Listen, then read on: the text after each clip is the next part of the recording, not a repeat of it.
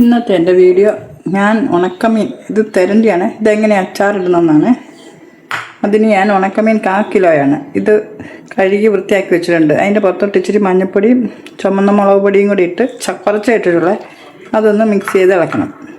പിന്നെ ഇഞ്ചിയുണ്ട്, കരിയാപ്പില, വെളുത്തുള്ളി, പച്ചമുളക്, വിനാഗിരി, കുറച്ച് മുളക് പൊടി, ഒരു 2 സ്പൂൺ മുളക് പൊടി, ഒരു കുഞ്ഞ് കായപ്പൊടി, ഒരു കുഞ്ഞ് ടീസ്പൂൺ മഞ്ഞൾപ്പൊടി.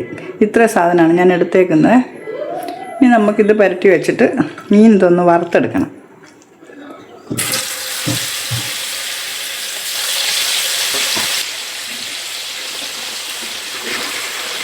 മീനെല്ലാം നല്ലതായിട്ട് മൂത്ത് ഇനി നമുക്കത് കോരിയെടുക്കാവേ.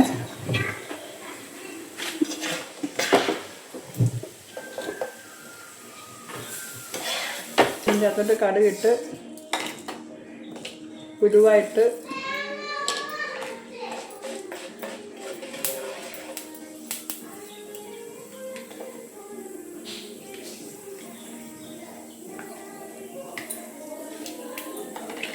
ഇനി ആ എണ്ണ വറുത്ത പാത്രത്തിലോട്ട് കടുക് ഉരുവായും പൊട്ടിച്ച് വെളുത്തുള്ളി, ഇഞ്ചി, പച്ചമുളകും എല്ലാം കൂടി ഇടാതെ എന്നിട്ട് അത് നല്ലതായിട്ട് വറുത്തെടുക്കണം.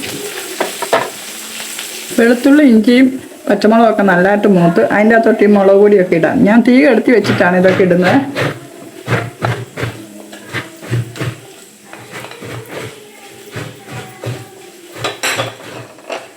വിനാഗിരിയും കൂടെ ഒഴിക്കാം.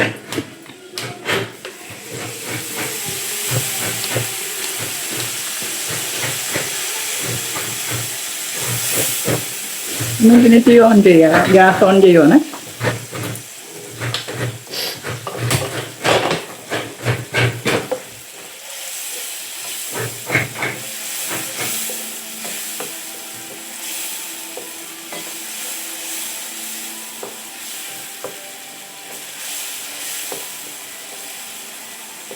ഞാൻ ഉണക്കമീൻ അതിൻ്റെ അകത്തോട്ടിടുക.